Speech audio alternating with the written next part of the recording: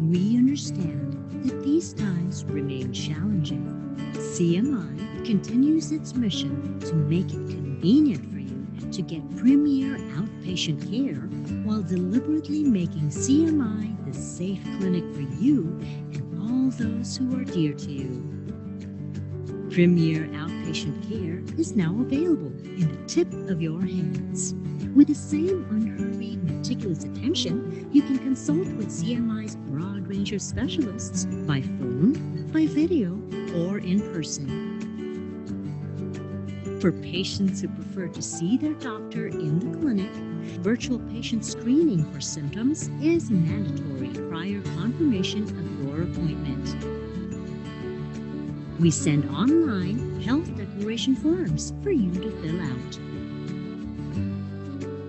Once your appointment is confirmed, you are all set to go to CMI.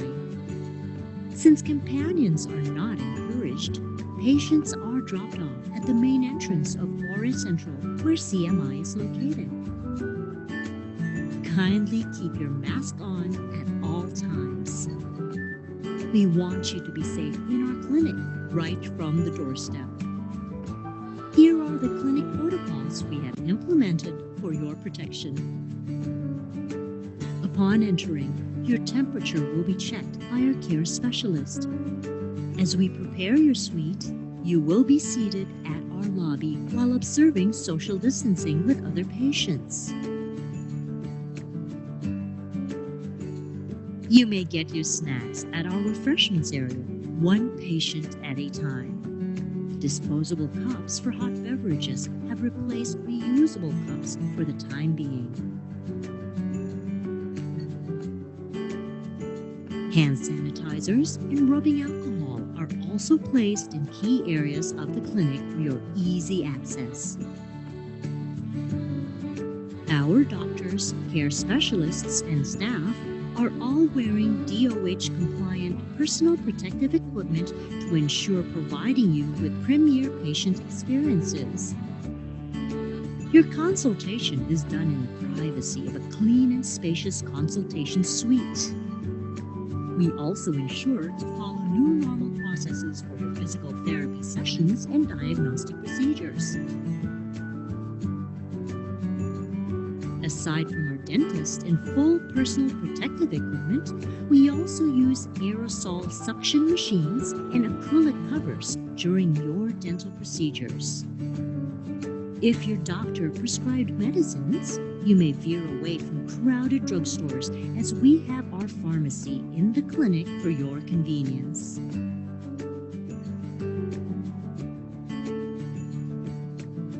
We want you to be safe while in our clinic, even as we stay safe ourselves.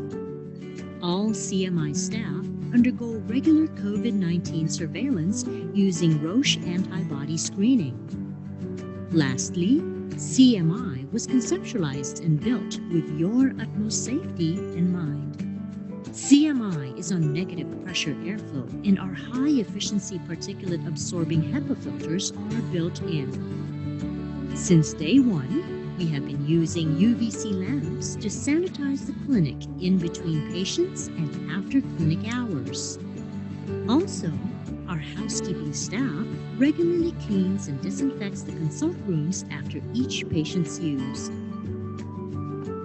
In CMI, we are committed to provide the premier care you require and the safety you expect. Visit us at CMI for your outpatient medical needs.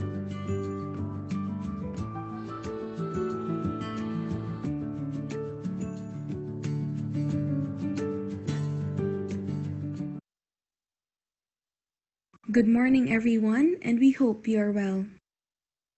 Centro Medical International, or CMI, is a premier outpatient clinic located in the heart of BGC. With over 150 specialists and subspecialists on our roster, CMI continues to be here for your medical needs, such as specialist consultations, by phone, video, or in person, diagnostic procedures, and preventive treatments, such as vaccinations and checkups. No crowds, no queues, no hassle. CMI is the safe clinic for you and all those who are dear to you. Beginning November 23, CMI will be open Mondays to Saturdays, 8 a.m. to 4 p.m. Visit our website www.cmi.care or visit our Facebook page facebook.com/cmi.care for the latest updates.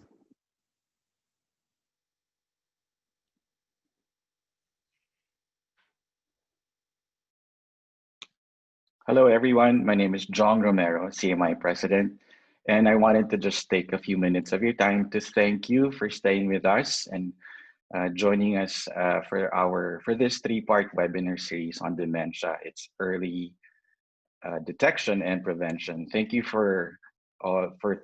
this is the third week now. Thank you for taking time off from your busy schedules to join us. On behalf of my team, I hope that you found the talks helpful, and we hope that you learned a lot to support you in your respective medical journeys. We here in CMI are always looking for ways to continue to stay with you and to provide you with premier patient experiences online or offline. Lastly, I wanted to thank our moderator, Ms. Cathy Sanchez-Babao, for her invaluable inputs and support for this webinar series.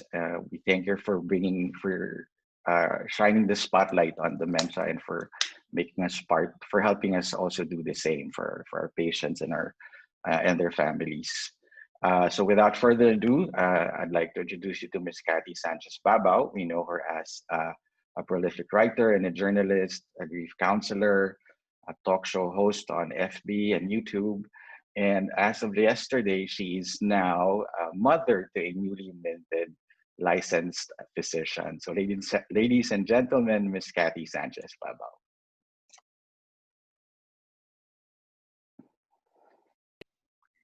Morning, everyone, and thank you so much, Jong, for that introduction, and thank you for your warm wishes. So yes, I am now the mother of a newly minted doctor. She just passed the boards yesterday. So thank you so much, everybody who's tuned in. Thank you for joining us in this Dementia Detection and Prevention Module 3. So this is already the last module of a three-part series, entitled Putting Your Own Oxygen Mask First, Self-Care for the Dementia Patient Caregiver with Dr. Shynney Munar, CMI Psychiatry Specialist. So first off, I would also like to thank CMI very much for hosting this three-part series that, as Jong says, shines a light on dementia, a subject that is not much talked about in our society, in our culture. Somehow, there is still a stigma attached to it. So we can create better awareness. We can advocate for earlier detection, which is so important when you are caring for or when you have a loved one who has dementia. The earlier that you catch it, the better prepared that you can be, the better care that you can give for your loved one or for your family member. So, as John said, I am Cathy Sanchez-Babao. This subject is very close to my heart for personal reasons, so I'm always it's been a joy to host and to be a part of this three-part series. So I will be your moderator today. CMI wants to make sure that we provide medical support in any way that we can, supporting each other as we continue with our mission of providing the premier patient experience. So if you have not been to CMI, which is located in BGC, I suggest you go and visit because their facilities are really world-class. I'm not a CMI employee, I'm partnered with them, but I've been to their facility and it's really, really beautiful and it's really, really world-class. Okay, so in today's webinar, our speaker will share with us what we need to know about, if you are caring for someone with dementia, this webinar is for you. And I think I would like to think that even if the loved one or the elderly that you are caring for does not have dementia, our speaker has so much valuable information to share on how you can better care for yourself as you are caring for your loved ones. Okay, but before we start, just a few reminders. We will mute everyone's microphones and turn off your videos for the duration of the webinar. For any questions, please type them in the chat box, which can be found at the right side of your screen. We'll group similar questions together and have our speaker cover as much ground as we can. If you have already done so, it will be great if you can include your full name to help us identify you properly for your questions and for other matters that we might need to reach you. And now, it is my pleasure to introduce our speaker, Dr. Shynney Munar. Dr. Shynney Munar is a practicing adult and addiction psychiatry specialist at the Central Medical International, or CMI, in PGC. She graduated from the University of the East Ramon Magsaysay Memorial Medical Center, Quezon City, and completed her psychiatry residency and addiction psychiatry fellowship training at the medical city. She is a diplomate of the Philippine Board of Philippine Psychiatry, and she completed her certification for mindfulness-based cognitive therapy in Toronto, Canada. She has conducted various lectures on addiction psychiatry through the years and has won numerous awards in her field of expertise. Friends, ladies and gentlemen, it is my great pleasure to introduce to you, and let us welcome Dr. Shynney Munar.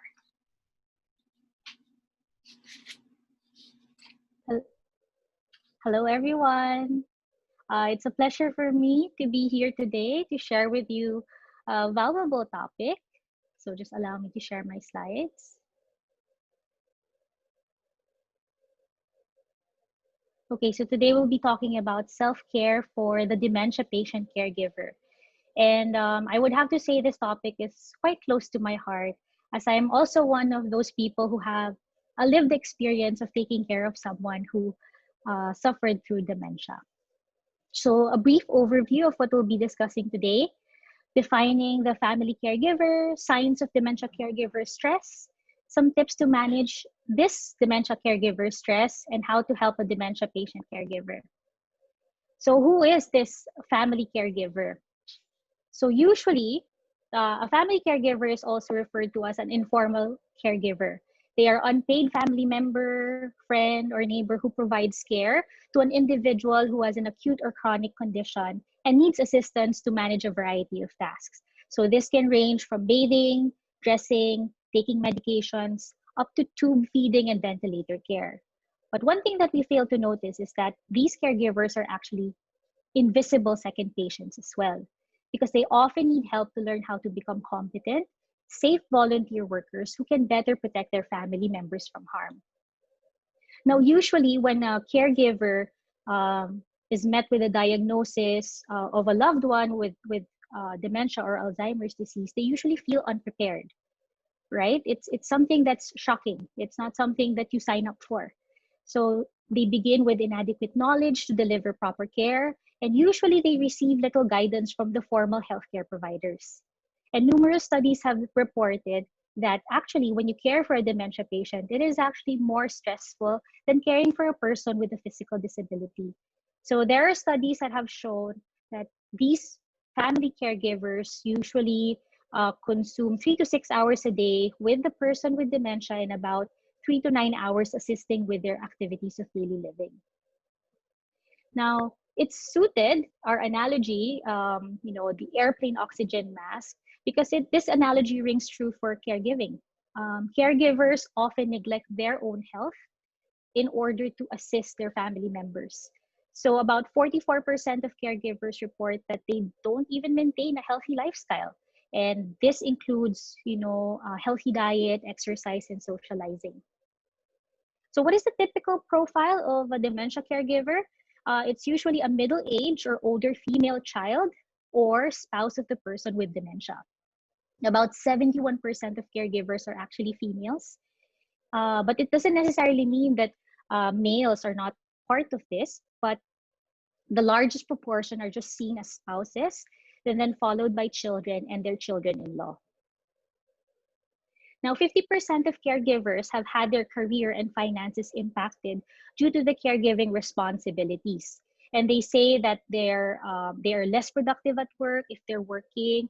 And sometimes people even quit full-time jobs or part-time jobs just to make ends meet. Those who are actually unemployed may experience more distress because of the fewer resources to meet the care demands. And as you know, with dementia caregiving, this is a long-term illness. It's not something that resolves with antibiotics. So as resources become depleted, the stress increases as well. And another factor of the difficulty is to balance and juggle your own personal life, your work life, and initiating medical evaluations, making key decisions about the financial, medical, legal, and overall well-being of your loved one. And among the greatest challenges for family caregivers is actually interacting with nurses and doctors in the hospital setting. And so this is what they call discharge to family. Now, this is what we fail to notice as physicians because, most times we take care of the dementia patient, we look after their medications, but we kind of set aside the caregivers. And whenever caregivers experience this, they see this as an abrupt and upsetting event because the hospital staff does not really prepare you for the technical and emotional challenges ahead. So they feel abandoned, and most times they're not necessarily referred to community-based organizations because probably we lack that, or for emotional support with a therapist or any kind of support for that matter. It's just that it's expected. The patient is discharged to family. Now try to think about it and put yourself in someone who's caring for a patient with dementia. What is necessary to do? So it's providing direct care, performing complex monitoring tasks such as blood sugar, if you have to titrate medications for pain. You have to know how to interpret patient symptoms so that you can adequately report it to the healthcare worker or healthcare provider. You have to assist with decision making and provide emotional support and comfort to the patient. So that's actually a lot of things to do for one person. And if we really want to strengthen our caregivers' competence and confidence, we want them to feel like they are masters of what they are doing. So ideally, as doctors and as physicians, just a tip, to teach caregivers how to manage specific patient problems so that it can also help with the caregiver's well-being. So for example, if a patient is not able to sleep at night, and this really is a cause of concern for the caregiver because it causes fatigue and exhaustion, just teaching them to improve the family members' nighttime insomnia, for example, doing daily walks in the morning, exposing them to light, can actually improve time when they have to sleep at night. And this goes both for the patient and the caregiver. Another thing that's interesting is that 59% of caregivers experience depression or anxiety. 32% of them miss their own doctor's appointments because of caregiving, because that takes higher priority. And usually no one gets, there's no one else who can do the same work. And 15% have been hospitalized for their own health since becoming a caregiver. Why? Because there is really a substantial amount of emotional, physical hardship when you go into this. And only 50% of them say they received adequate emotional support. If you look at it from a different perspective, you think like, okay, this isn't really a role that they're always willing to take, right? It's more of a necessity. So this kind of caregiver burden has been studied extensively, and they have found several key risk factors for these caregivers, and these would be fatigue and sleep disturbances, lower immune functioning, altered response to vaccines, slower wound healing, increased insulin levels, altered lipid profiles, and higher risks for cardiovascular disease. And because of the stress, usually there are also increased health risk behaviors such as smoking or higher use of prescription substances. So this kind of caregiver burden that they feel, or if a person is experiencing caregiver burden, it's a negative reaction to the impact of having to provide care and the impact of this on their social, occupational, and personal roles. So if there's increased burnout, what happens is it happens at the latter part of the illness when the patient starts to not remember their loved ones, when they start to forget. And when you talk to a caregiver, when you say like, oh, okay, you assist with the activities of daily living, you bathe the patient, you make them sleep, you give them medications. But we really can't grasp this concept, right? For example, assisting with bathing, when we say the word assisting, it does not capture bathing a person who's resisting a bath. Okay? When you say helping with medications, it also does not adequately capture the hassle of medication administration. What if the patient has multiple medications? There are injections, inhalers, eye drops, and the person you're caring for is resistant to them. Especially problematic for caregivers are patients who wander or display unsafe behavior. And this has to put the caregivers in a fight or flight mode most times, because they always have to be alert. They have to be there to supervise them 24/7. And the constant concern for managing disruptive behaviors such as turning on stoves, walking into the street, taking too many pills, yelling, screaming, threatening, or cursing, this actually negatively affects our caregivers. One other thing that I found out was actually that there really is a need to make critical decisions in behalf of other family members. And this is not the usual role, right, of a sister or a brother. But then if you're the caregiver, you sometimes have to make difficult decisions. And we don't want to play the blame game, but that's also something that concerns our caregivers, because they're concerned if their decisions are correct. Was it correct at that moment? Was it something, what if something happened in the hospital because of a decision you made? So it's anxiety provoking and also a lot of responsibility. So what are the signs of dementia caregiver stress? When do you know that your loved one, your caregiving loved one, is already experiencing negative symptoms? So usually there's a sense of denial. And how do they usually go about this? It's mom is going to get better. We know the course and prognosis of dementia, and we can halt and prolong the course, but it's not necessarily going to get better. What about anger, right? Saying words like, he knows how to get dressed, he's just being stubborn. At this point, we know because of the deterioration of the brain, he does not really know how to get dressed. He's not being stubborn, he has forgotten. Okay, social withdrawal, meaning I don't care about visiting with the neighbors anymore. If that was something that you used to do, you're not seeing friends, that's a sign. Anxiety, particularly what happens when he needs more than I can provide. Anxiety thinking about the future. What if our finances run out? What if I can't bring him to the hospital? What if because of COVID, something bad happens while he's in the hospital? Things like this. Depression, I just don't care anymore. Exhaustion, I'm too tired for this. Sleeplessness, because you are worried that your loved one will wander off or fall. Irritability, lack of concentration, particularly taking care of yourself. And health problems, meaning inability to remember the last time you felt good. So these are all some symptoms of caregiver stress that might need some support. But even if it's stressful, it's tiring, it's a lot of work, why do family caregivers care? It's because of their sense of love or reciprocity for the person that they're caring for.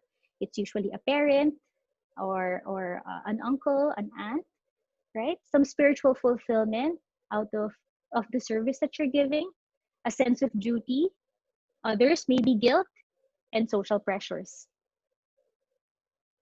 However, it's still interesting because at least between 55 to 90% of caregivers still experience positive experiences with caring for their loved ones, because you get to spend time with them, right? You share activities, you feel a reciprocal bond. He or she, your relative or your loved one, may not necessarily recognize you or call you by name, but once they have that lucid moment and they do mention your name, isn't it something that's very enlightening? Isn't it something that you look forward to? Spiritual and personal growth, because you can go through these adverse events and challenges. feelings of accomplishment and mastery, especially if you know what to do and what to, the series of things that you can prepare for, and also increased faith. So this is the more important part of our topic today, and it's really how to manage this caregiver stress. The way I'm going to try to explain this is to try and navigate around, at the start up until the very end of dementia care. So if, for example, your loved one is just newly diagnosed, or you feel like you're all new to this, the best thing to do is actually to plan things, all right, and prepare for the road ahead. The sooner plans are put in place, the more your loved one can be involved in the decision-making process. So consult your patient's medical team and other family members to make legal and financial arrangements. And this might sound difficult, but this is necessary because you want your loved one, the one who has dementia, to be involved in this. Determine long-term care options, particularly down the road when dementia progresses. So here are some questions to consider for discussion. Who will make healthcare or financial decisions when the person is no longer able to do so? How will these needs be met? Where will your loved one live? So getting wishes written down, especially like written down on paper or recorded, means they'll be preserved and respected by all members of the family. So if it's really difficult to come up with a decision, then consider power of attorney for finances and healthcare. But if not, usually in our culture in the Philippines, family members can convene and actually talk about this. Needs met. How? So sometimes family members assume that the spouse or the nearest family member can take the caregiving role. Maybe because this person is the one who's not actively working, or maybe because he or she has more time. But that doesn't necessarily mean the same thing. It's not always the case. Family members may have their own health issues, jobs, and other responsibilities. So communication is essential to make sure that the needs of both the patient and also the person giving care are met.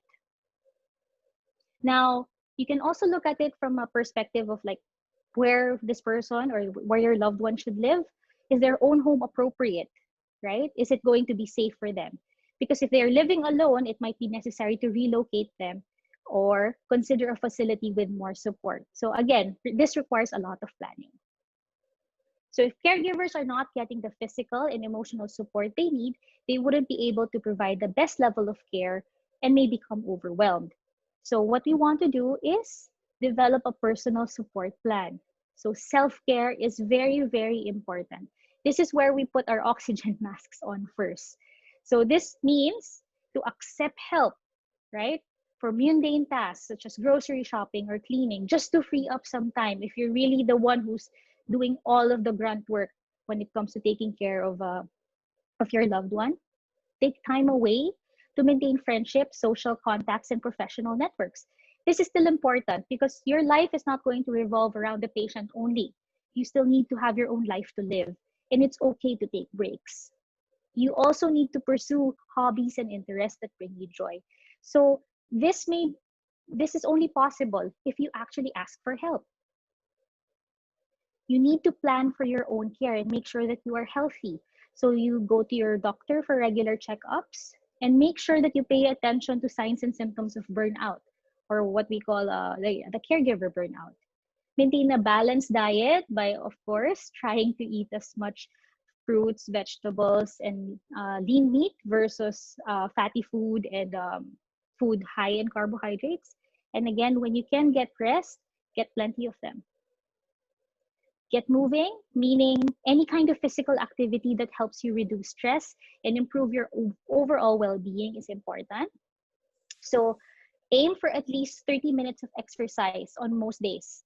If that's really impossible to do, what you can try is to break that time up and just do 10-minute sessions sprinkled throughout the day, so long as you don't stay in the same spot and you try as best as you can to find activities that make you feel happier. So this can be gardening, it can be walking, it can be dancing, anything that gets you moving. You can also develop a personal support plan by learning or updating your caregiving skills. You can make use of several resources that are available online. There are a lot of books, workshops, and online training resources. These are just some of the resources that I've seen. And there are some free resources, there are some that are paid, but these are actually courses to help you know better on how to take care of your loved one. So Future Learn is actually an online resource. Alzheimer's Association is an extensive website where you can click on different kinds of caregiving topics. Udemy Online is also another online learning module. So if you're concerned more about like things that you can find in the Philippines, particularly for caregivers, the Institute for Dementia Care Asia actually has an elderly and dementia care course. I'm not particularly sure if they're holding this now because of COVID, but you may call them or give them a visit when it's safe to ask about their program. So it's like I think it's a 15 module workshop that you or other caregivers can enroll into. You might also want to follow the Dementia Society of the Philippines and the Alzheimer's Disease Association of the Philippines because they often give online webinars for caregivers and dementia care. Part of developing a personal support plan is also to talk to someone. So it can be a trusted friend, it can be another family member who you share the responsibility with, a clergy member, or even a therapist. So there's no harm in asking for help, or if you need to really hash things out with someone, it's okay. If you do need to talk to a therapist, we have a lot of psychiatrists at CMI, and you can contact us. So if you are feeling burned out or overwhelmed by the amount of responsibilities, you can just give us a call and we'll book you a schedule. All right. So the simple act of talking face to face, and or for at least for now, talking via an online platform can be a great stress reliever.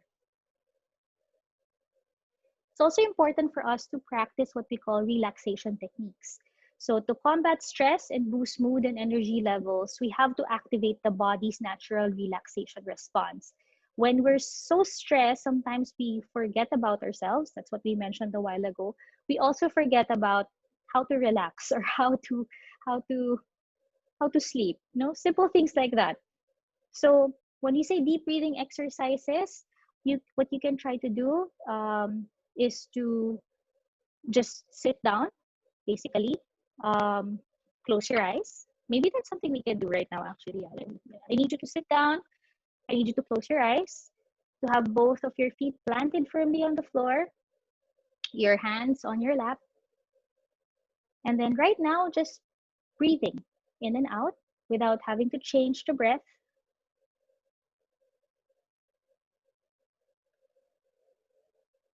And now what I'd like you to do is for you to count 4 seconds when you inhale. So 1, 2, 3, 4. Hold it for another 4 seconds. And exhale through the mouth for another 4 seconds. Let's try that again. Inhale for 4 seconds. Hold for 4 seconds. And exhale for another 4. This time, when you try to do it, I would like you to imagine that when you inhale, your whole body is expanding like a balloon, right? So inhale,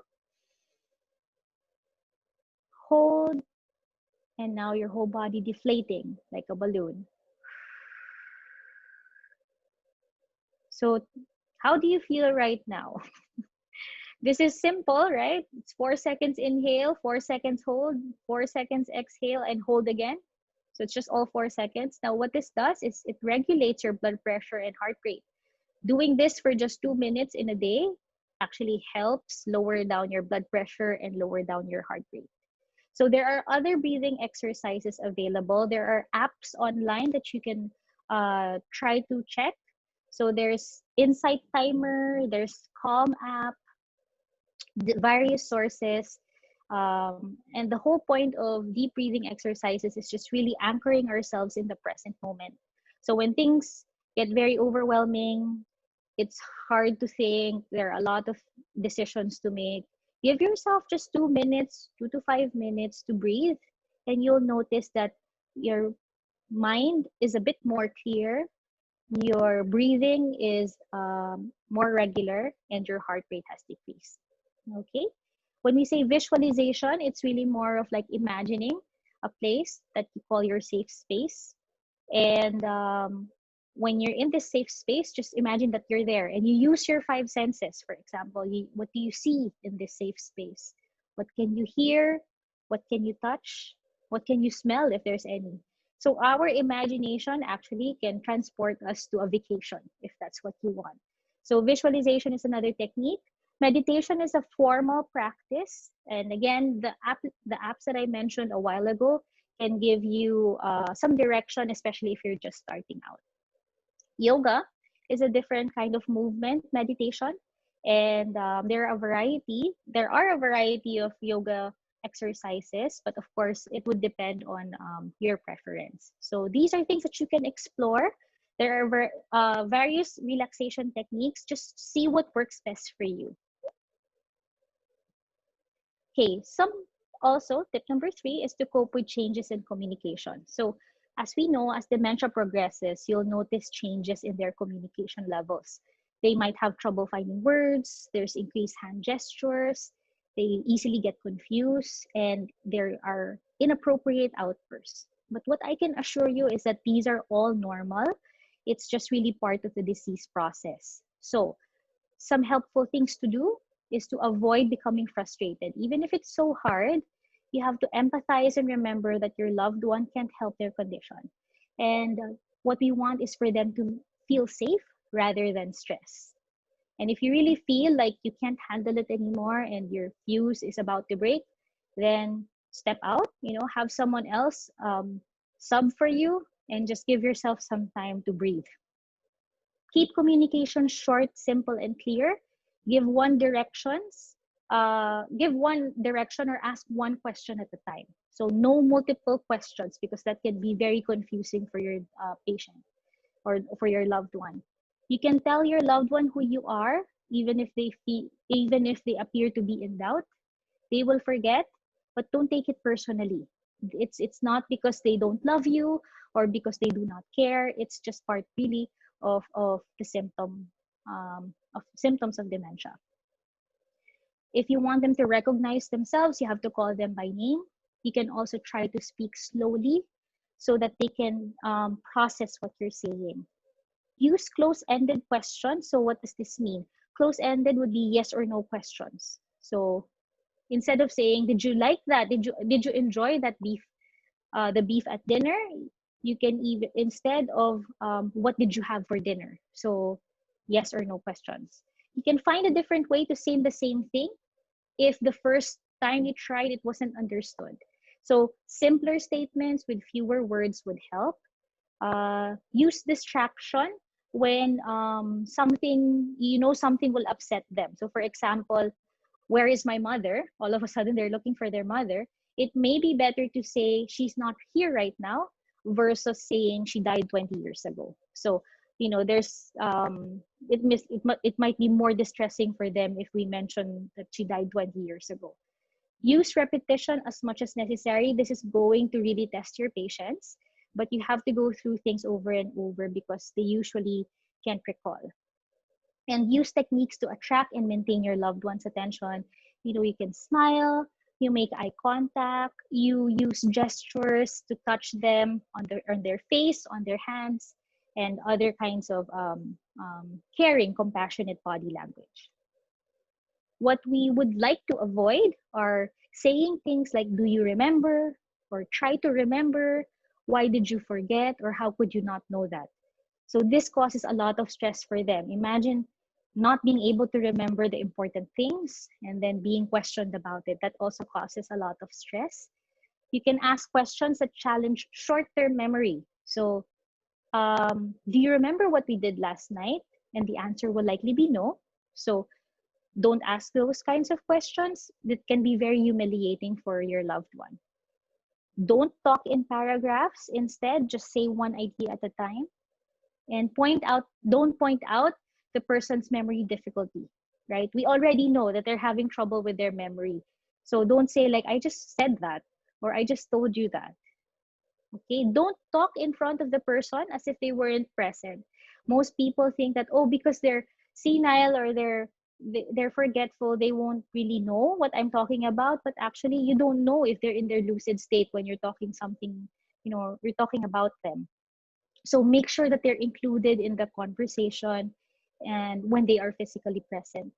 Don't use lots of pronouns like there, that, those, him, her.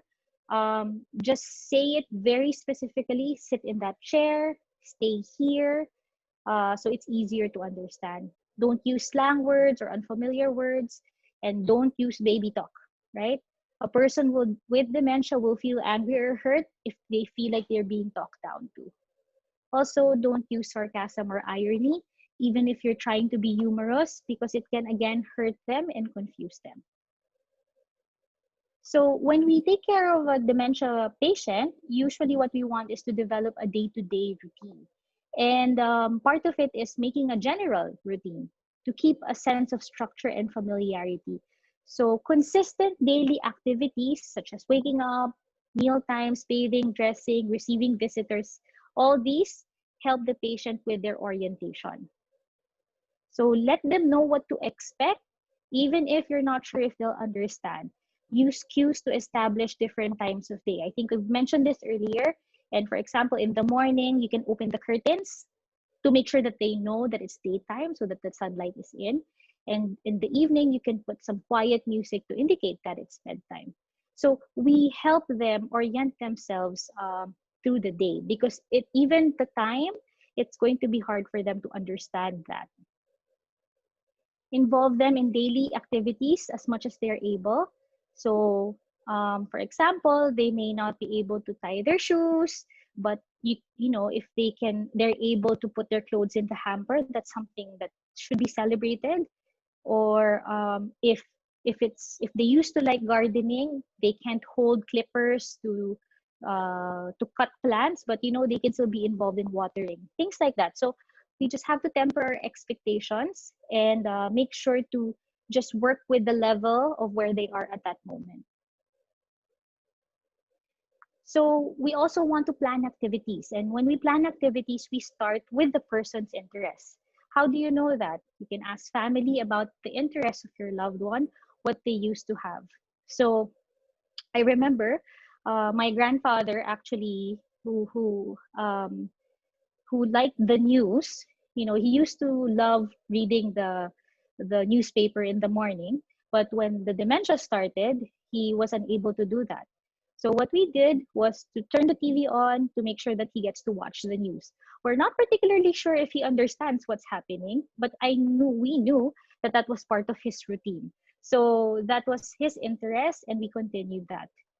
So we tailor the interest to their level of ability so that they don't get frustrated. Because if we push the newspaper and he's unable to read, then that's just going to cause a lot of distress.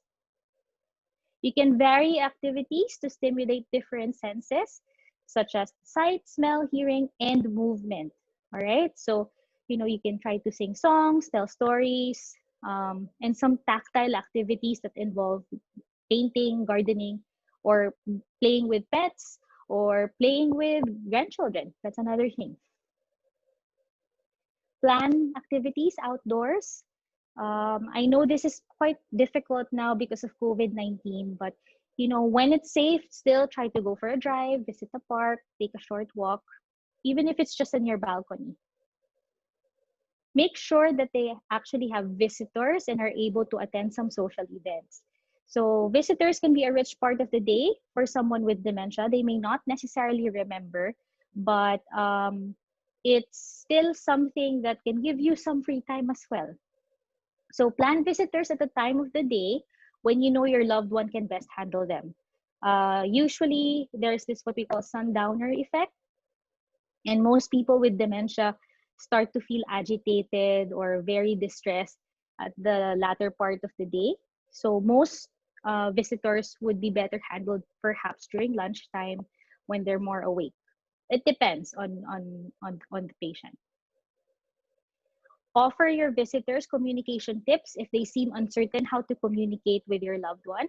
Suggest that they can bring a memorabilia of your loved one that your loved one might like. So it can be photos, it can be their favorite music or books, and some things that you can look through. So when there are social events, focus on events that really won't overwhelm them. So what we're trying to say here is that it's okay, for example, if it's just a small group, but if it's a big event and it's at night time, then that kind of excessive activity or stimulation at the wrong time of day might be too much to handle. I remember my grandfather as well, during hospital visits, we try to ensure that our hospital visits are limited in the early afternoon, because once it starts to become 4 or 5 o'clock, he would want to go home right away. So later on, we kind of figured out, okay, maybe it's better to have all of his checkups earlier, because this kind of event for him is too much to handle. So another tip is to deal with problem behaviors. So one of the major challenges of caring for a loved one is really coping with their personality changes. This includes aggressiveness, wandering, hallucinations, sleeping difficulties, eating difficulties. And these behavioral issues are not because it's you're not because you're not taking good care of them, but it's more exacerbated by their inability to deal with stress, right? Their frustrated attempts to communicate or their environment. Sometimes it can be as simple as forgetting how to cough out phlegm. It can be as simple as that, and that can be very frustrating for them. Or inability to take in some food, because sometimes even in the later stages of dementia, they are unable to swallow on their own. Okay? And at each new stage of the disease, you really have to alter your expectations about what they are capable of doing. Accepting each new reality and taking time to reflect on this can really help you cope better. When we are dealing with a dementia patient, you're not just dealing with the physical loss of their, or their inability to do things like how they do before. For example, the dementia patient is your father. Your father used to take care of you, bring you to school, take care of the household. And then all of a sudden, they just sit and stare and can't communicate, right? So there's an emotional loss in that sense. And that's not something that's easy to accept. So make time each day to reflect, what you can do to help yourself understand and accept this new situation better. And what I can assure you is that you're not going through it alone, because most people, most family members feel it. The sudden change in personality and the sudden change in functionality, it really has a big impact on everyone in the family. What you can do is try to keep a daily journal and reflect on your experiences. So when you write down your thoughts, that's when you can help mourn the loss. So it's not just loss of their physical health, but also the loss of the emotional connection you have with them. Celebrate successes, that's part of what you can write down, and look for thought patterns that keep you from acting in the present. It's also good to count your blessings. A daily gratitude list would allow you to focus on what your loved one is still capable of rather than what they've lost. You can also still celebrate what is possible. Your loved one still has many abilities, so you can structure activities to invite participation on whatever level it is that they find enjoyment. And improve your emotional awareness. You can remain engaged, focused, and calm in the midst of this tremendous responsibility that you're encountering. This kind of emotional resilience, when we're able to recognize, oh, this is sadness, this is anger, this is frustration, right? This builds our emotional resilience to maintain a healthy mental and physical stable mind. fostering caregiving and providing better health and quality of life for both the caregiver and the patient. And lastly, what I'd like you to do is to try to envision your loved one's world, right? And it's hard to imagine not being able to remember and to do life's simple tasks. But by valuing what your loved one is able to give you in that moment, you can still find satisfaction on even the toughest days. So at this part of the lecture, I would really like to share with you a video that I found of a dementia patient. So she used to, I'm not sure if you've seen this, but she used to be a she used to be a prima ballerina, and currently she's wheelchair bound. She she's not verbal, not so much verbal, and she has all of these other medical comorbidities. But I would like you to see here. So what they did, because she was a prima ballerina, they played Swan Lake, right? So just try to notice how she acts.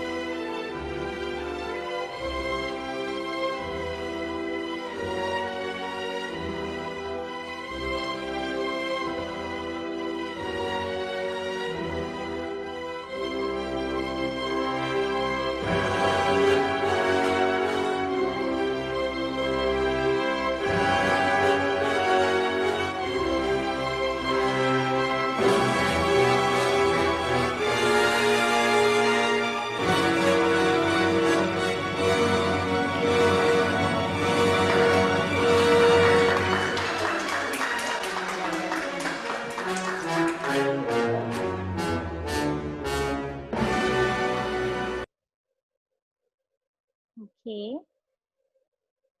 So I hope you were able to appreciate how she actually remembers the steps, even if she has dementia, even if she's in her wheelchair. You can see in her hand movements that there's still that muscle memory that's built in there. So this is what we're trying to talk about when, when we value what they're able to give us at the present moment. So if you do know of someone who's caring for another person, especially with those with dementia, don't wait to be asked to help, right? Try to offer it. Many caregivers really find it difficult to ask others for help no matter how much they need it. So it's as simple as, I'm free tomorrow. Can I sit with him while you take a break? Or what can I get from the grocery store today for you? That's already very helpful. You can be a friend and reach out. Caregivers are really prone to withdrawing from family and friends because they're just too busy, or they feel like it's going to be a cause of concern for others, so never mind. But they still need regular contact with the outside world. So a phone call, text, email, or a personal visit will really help their mood. Be a good listener. Venting frustrations about caregiving can be a great stress reliever. So make sure that when you listen without judging, and you try to be as compassionate as you can. And show your gratitude. A simple thank you can go a long way. If the caregiver is a sibling looking after a parent, it's important to express your gratitude and recognize the hard work and sacrifice that they're doing for your parent. So even if we've discussed a lot of the stressors and a lot of issues when it comes to caregiver burnout or caregiver stress, there are still a lot of rewards in dementia care. So what are these? It would be your bond with the patient that deepens through care, companionship, and service. your ability to problem solve and relationship skills improve. That's a reward. You strengthen your old relationships by connecting with family members and friends for support, and form new relationships through support groups if you're a member of any. And you might also realize unexpected rewards that develop through compassion and acceptance. So, one of the main reasons why this is very close to my heart is because of my grandfather. Um, he passed away last August 30 because of complications, but he suffered through dementia since 2014. Um, and so this is quite like a tribute to him. And so thank you so much for listening, and I hope you learned something.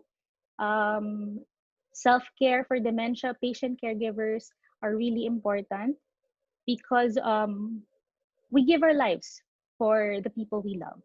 So make sure that you're taking the best care of yourself. Thank you so much.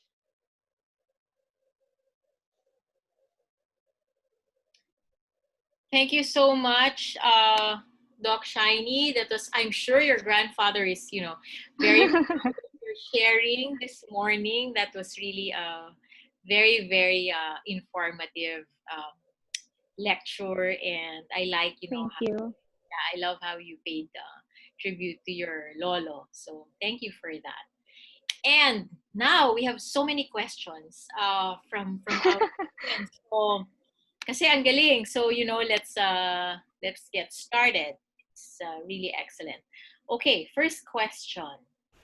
Okay, the first question. Is it advisable to take L-serine, this is SERINE, as a prevention against Alzheimer's or dementia as a normal food, or at least as GRAS, as a normal food additive or dietary supplement in moderation?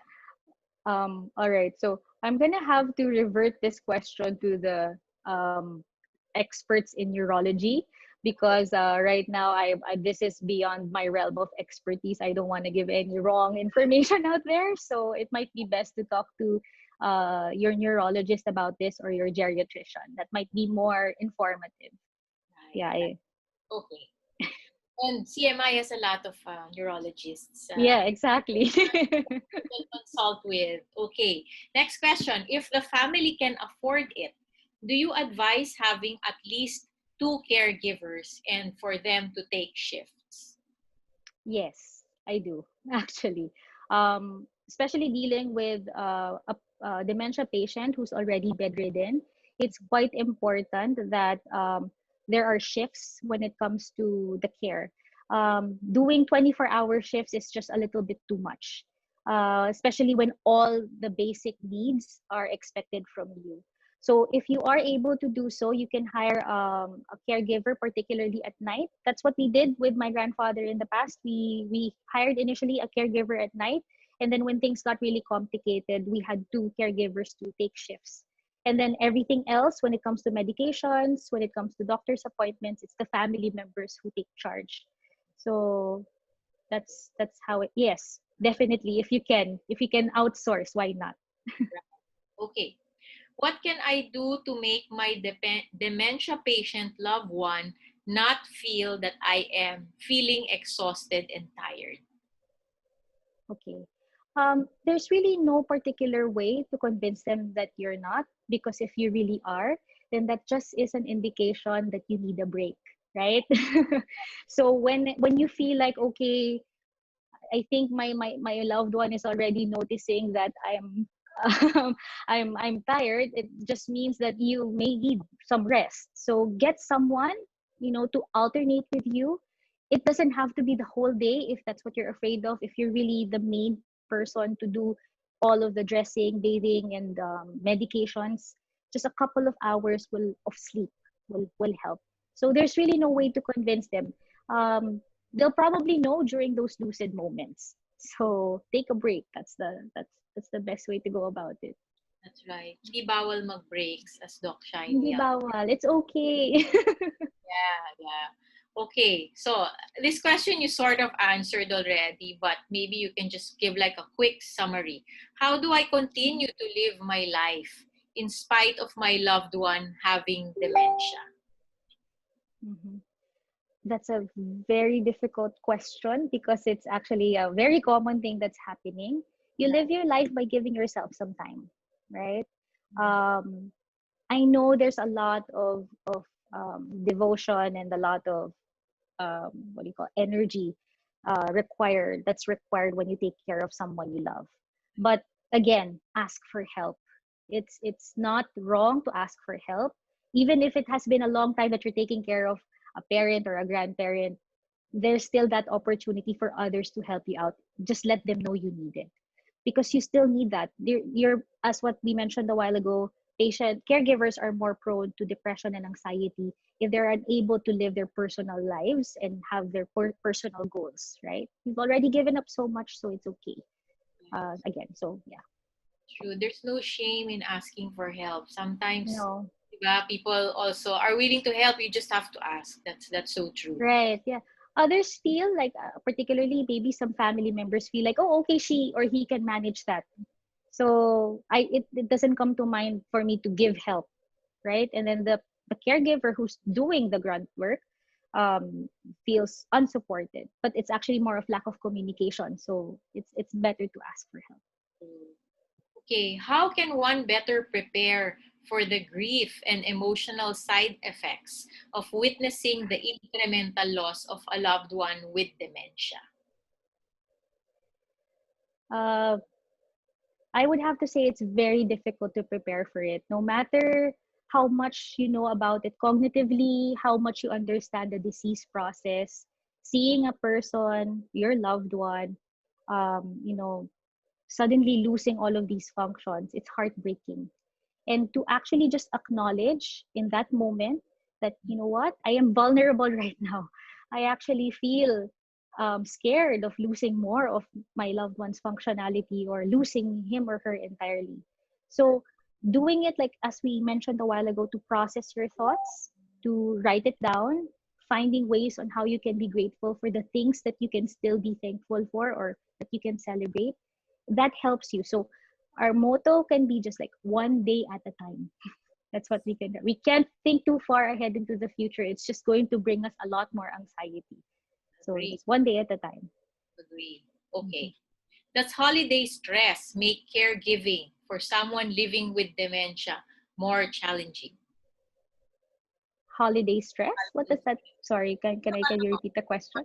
Maybe like stress over the Christmas holidays. I'm guessing this is what Ah, does holiday stress make caregiving for someone living with dementia more challenging? possibly yes, because obviously at that particular moment you have to take care of other things apart from what you have to do with your relative or with your loved one, right? So what happens is when things pile up, you have to juggle more. So what if you have to work? What if you have your own family to take care of, and then you have the dementia patient to worry about, and then holiday stress. So it's quite a lot, right? So again, delegate some tasks, make sure that you're able to find some time for yourself so that you can, insert just a couple of hours.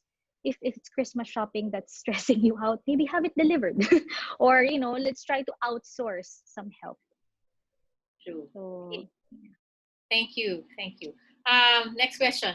How can I help myself not focus on the scary idea that I too may have dementia in the future? right.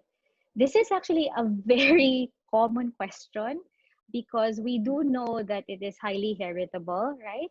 But like what we mentioned, the way we take care of our minds and our bodies really help delay if ever it's gonna come in the future. So, keep your mind active, keep your body healthy, make sure that you're eating healthy and sleeping well so that, we won't know for certain who will have it, who won't. But if, again, we live our lives in the present moment and we anchor ourselves to what we can be grateful for now, then it will come, it will come. But we can delay the process if we're healthy ourselves. Exactly. We had that, I believe, in module 2. Yes. So if you were, we discussed a Yeah. lot. Okay, I am a 43-year-old daughter of a dementia patient. My mom cannot remember me or any of the family members and usually talks about the people from her young years. My siblings and I feel down at times given that she cannot remember us anymore. How can we deal with this better? Talk to each other about it. I know it's one of the most difficult things actually to see when they can't even remember your name and you're the one taking care of them, right?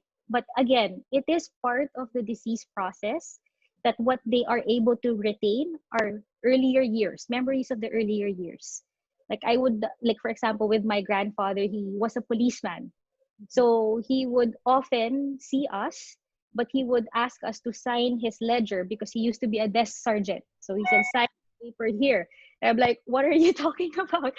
And then, so it's just, it can be funny. It can be something that you can, explore further with your loved one. Like, where are you right now? What are you doing? What's happening? So don't take it personally because it's not because he or she doesn't remember you. It's really just part of the process. So it's not a personal thing. But if you feel strongly like it has a negative impact, talk to your siblings about it to help you process it better. Thank you. Lately, my husband, who is 57 years old, his short-term memory has gotten really bad, and I'm wondering if he is developing dementia. Okay. Seven. Short-term memory is going bad, all right. It might be you might need to see also other aspects of his personality. You might also want to see if he's also forgetful in other aspects. Um, Also, having your relative evaluated is always the safest way to go. So, because there are certain neurological tests, dementia specialists know a certain way on how to talk to them and how to elicit certain signs and symptoms that might not be, seen by family. So, uh, consult Right. is better. Yeah. Yeah, if I may add, neurocognitive assessment, right? And Yes. again, Right. CMI has, you can have that at CMI, the neurocognitive assessment. My siblings Correct. and I take shifts in taking care of my dad, and there are times that we are all exhausted and overwhelmed from doing this together with all other things going on like work, family. It also doesn't help with COVID-19. It makes us more Yeah. anxious and stressed. Is it okay to feel this way? How can my siblings and I avoid conflict, and how can we deal with this better? Okay. If again, I would have to suggest this. If there's a way to outsource help, do so. Okay, just to free up some time. And I know having to work together as siblings to take care of someone is also a difficult task. So try, to see what works best for each person who's busy, for example. Is there something like a big meeting for one sibling? Maybe you can take that shift for that time. Or if the other one is going through something with their own family, maybe you can also try to reorganize. So not necessarily having a fixed setup, because some flexibility might help. And again, if you can outsource, that's still the best way to go. Really true. At what point or stage in the disease does does the dementia or Alzheimer's patient need a caregiver? It varies actually. Most times a caregiver is really needed when they're like wheelchair bound or bed bound, because they're unable to do their basic tasks. During the mild stages, usually your relative, or they're still able to do basic, or what we call activities of daily living, right? The eating on their own, bathing, dressing. Perhaps at that point, not yet. But when it reaches the point they can feed themselves, they have to be assisted when it comes to going to the toilet. Family members usually take on that role. But if it's too hard because you have to juggle work and other responsibilities, then a caregiver is actually a necessity at that point, like an outsourced caregiver. Right. Okay, thank you. My father has the habit of calling our house 10 times a day. It is stressing me out and I cannot focus on my work. How do we resolve this? All right. So who's with him? Where he's calling? Not Maybe it might be good. Maybe it might be good to, again, have a plan when it comes to the schedule. So instead of maybe he has nothing to do. That's why the reason he's calling 10 times, because there's nothing for him to do at home. So try to structure activities tailor fit to what he can. Like, I don't know, maybe a time to be outside, to water the plants, as simple as that. A time to have what do you call this? A time for puzzles, for the news, for whatever activity it is, so that you lessen the number of times he calls. Yes, the day needs to be better structured, I think, for Yes, it's really helpful if there is a structure, and it helps them, again, the orientation too. So okay. Okay, excellent presentation. Thank you for sharing. Hi, Dr. Munar. Thank you for your talk. I wanted to ask if it is easier said than done kasi. When paulit-ulit kasi and and you have to keep on repeating. I guess ang question niya is how to deal with the paulit-ulit. Diba? I mean, I think you did that in your presentation. You answered it in your presentation. But perhaps you'd just like to emphasize very quickly, how do you deal with yung paulit-ulit? Okay. again, it is part of the disease process, and like I mentioned earlier, it's really going to test your patience. So if you really feel that your fuse is short and you cannot deal, pass muna. Do some relaxation technique. Get yourself out of that box, and just, give yourself some self-care. Because if you try to understand and you know that you can't, because it's getting to you, then it's no point. Then you're not going to be able to give adequate care as well, or an adequate response to the person. Kasi the tendency would be to shout, right? Or to say, "Ang kulit mo," or "tama na," something like that. But again, they may not understand. So futile. So it's best to really just extend patience and take a break. Take a break. So important, right? Take Break. a break, ask for help. Otherwise, yeah, it can get really Can be exhausting. too much. That's Diba? true. Can be too much, really. Super. Kailangan meron kang karelyebo kahit papano. Hindi pwedeng it's just Kahit you. papano, that's right. Gosh, you'll go crazy. Okay, a husband who is a stroke survivor tries to take care and understand a patient with mild dementia. I'm not sure if this is his wife. No, it's not clear in the question. In your experience, is this okay? So the husband who is a stroke survivor tries to take care and understand a patient with mild dementia. Baka mag-asawa sila, di ba? Sounds like it. Possibly. Yeah, possibly. Is this So okay if daw? they are tries to understand, well, a person who's a stroke patient or a stroke tries to take care. Oh, okay. Depending on the level of um functionality of the husband, we also have to make sure that he's capable of taking care of someone. Right. Because if not, we need to intervene, right? Because if, for example, he's suffering through like a unilateral loss of sensation and really can't carry objects around, and he or she or the husband needs to take care of the daily needs of the wife, then that's going to be very difficult. Yeah. So that's kind of challenging. Very hard. Okay. It's challenging. Last two questions. But quickly, how much is a neurocognitive assessment? I guess you have to call CMI to CMI. packages are. Okay. Mhm. A wife patient is having hallucinations of infidelity, constantly badgering the husband, constantly affecting the husband, and the husband cannot fight the accusations even if it is not true. Okay, and verbally answers back with hurtful words. Therefore, it becomes a crazy cycle. Then it affects the children and grandchildren. What is a practical solution for the affected husband and children to cope? First of all, this person is actually exemplifying symptoms of behavioral and psychological symptoms of dementia.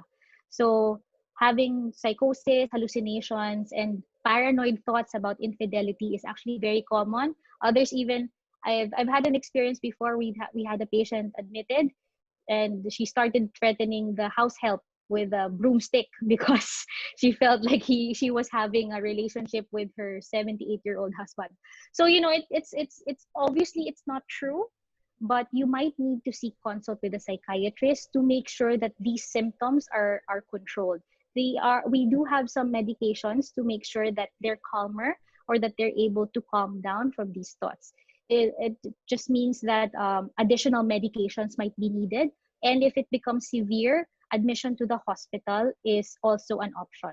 And we do that all the time. The psychiatry department would always have patients who suffer from dementia because of these particular signs and symptoms. So that's the only way. So also to give the family a break from all the chaos, and also to give adequate counseling and psychoeducation for family members who have experienced extreme stress because of the situation. So that's part of the treatment. So yeah. All right. Thank you. We are 4 siblings, but I am the one at home with my parents. We hired a caregiver for my mom, but even with the caregiver, my mom looks for me, but I also need to work. What do I do? Yeah, usually kasi if they're used to having a familiar face, that's what gives them comfort. So I know you do have to work, and that's a sacrifice that we all have to make. Um, Again, the routine is important. So perhaps showing yourself up at a particular time of day, and then having the other caregivers swap at a specific time. And then again, explain to the patient that you have to go to work, or you can also explain. Again, even if you feel like they don't understand, you try as best as you can to engage them and to let them know that you'll be back. That's what's important. And then make sure that when you are back at home, that you also again make sure that your was it a mom? Yeah, your mom sees you. Yeah. Mm-hmm. Yes, ma'am. Okay. Pahabol, Doc, ha? Last 2 na talaga to. Okay. Besides lavender oil, spray diffusers, music, meditation, sunlight in the morning, what else can be done about erratic sleep? When an elderly is very agitated, what do you suggest we do to calm her down? Because they Okay, do. so it seems like you've already maximized your non-pharmacological options. So when you say non-pharmacological options, these are the following. So what we mentioned a while ago is to make sure that at night you close the blinds. In the morning, you make sure you open them and they know that it's during the day. You lessen the stimulus. So yeah, you're doing that already. No noise, calming music.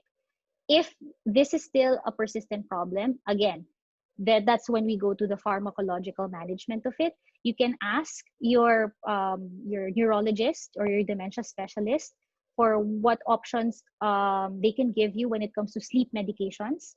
If not, you can also ask a psychiatrist to help you out. I know your elderly relative is 90 years old, but very low doses of certain medications actually help them calm down. And if they're unable to sleep at night, it also kind of drags on the following day. So they get agitated also the following day, right? And it becomes harder. It's an endless cycle. So we need to make sure that sleep is prioritized. So if Right. non-pharmacological, we go with pharmacological after. Sleep is of prime importance. And I know a lot of people are like hesitant to go with pharmacological, but under the supervision of a doctor, right? There you should not be afraid, diba? It will make your Yes, life definitely easier. easier. So much. Mhm. And our final question, it's a very good question, in fact. I noticed it is common reaction for Filipinos to dismiss, laugh when people are in this condition. I'm assuming dementia, di ba? Senility. Yes. They even find it cute when persons with dementia are forgetful and behaving differently. How do we nicely educate them? I think this also goes hand in hand with the myth, di ba, that everybody will get dementia at some point in time. Yeah. Yes, Mhm. Dr. Munar. So it's not when we become senile, there's that forgetfulness as part of normal aging, Yes. and then there's the dementia process. So it's completely different. Right. Now, what we don't want is for them to, again, patronize or to baby talk, the dementia patient, particularly if it's not yet at the later Right. stage of the disease process, right? They still understand. So a good way to approach this, we can't, really educate everyone right away, but to set aside some time, if it's another family member, you might want to say like, you know what, I learned from a talk that we shouldn't be doing that to him or to her, right? To our loved one, because they can still understand, or we're not sure what he or she understands. We don't want this person to we don't want our loved one to misinterpret us. We want to make sure that the environment is safe. Culturally speaking, yes, we try to make light of things all the time, even if we suffer through endless storms and typhoons, we're still able to laugh and manage. However, sometimes that's also there's also a fine line there when we start to kind of just dismiss. So it might be best to actually have a talk with a person that you're concerned about and say like, it might be best to, let's try and see what functionality there is. Talk to him him or her in a normal way, not baby talk or patronize, and as much as possible make sure that whatever activities or whatever things that he or she can still do, highlight that and tailor fit activities to make sure that they continue to do that. So that would help when it comes to dealing with these people. So Right. talk Right. to them. In webinars like this, given by Dr. Munar and our previous speakers, these are opportunities for learning and education, diba? So whatever you learn here, if you pass it on to one person, right, and that person passes it on, so that's how we help and educate one another. And so we have learned so much from you, Doc Shynney, but do you have any final words for our audience today? So I'm assuming everybody listening in is concerned over, a loved one perhaps, or for their own selves. Right. So yes, I can't highlight any further that if you are a caregiver dealing with someone or taking care of someone with dementia or any chronic disease, okay, you have to remember to take care of yourself first. That is the only way that you can give adequate, compassionate care to your loved ones. If you are running out of steam, if you are short fused, then those are already indications that you need help. So don't be afraid to ask for help, and don't be afraid to look for sources of support. It may be, again, learning through like online classes or modules or workshops. You can outsource other caregivers for the family, and plan for how things will be in the future, because again, this is a difficult road. It's not necessarily something that gets better at the end, but what you can settle with, or at least the feeling that you can settle with, is that you were able to give the best adequate care for your loved one. Thank you There. so much, Doc Shynney. We learned so much. I learned so much. I Thank mean, this is you. very important, really important learnings this morning. So please feel free to pass on what you have learned today. So I would like to thank everyone who has attended today's webinar. If you want to reach out to Doc Shynney, the details will be flashed there on the screen. Again, CMI is open Mondays to Saturdays, 8 to 4 p.m. So you see the picture, that is the reception area. So it's really beautiful. If you're scared to go to the hospital, you can go to CMI. Okay, they are open Mondays, Saturdays, 8 a.m. to 4 p.m. You can also visit their website at www.cmi.care, or their Facebook page, which has a lot of helpful information, facebook.com/cmi.care for the latest updates. So I would again like to thank CMI very much for hosting this very, very helpful and informative 3-part learning series on dementia. I hope you will have more webinars like this perhaps next year again, in 2021. So thank you, and thank you so much to everyone who has stayed on and attended the webinar today. Have a great and restful weekend. Thank you.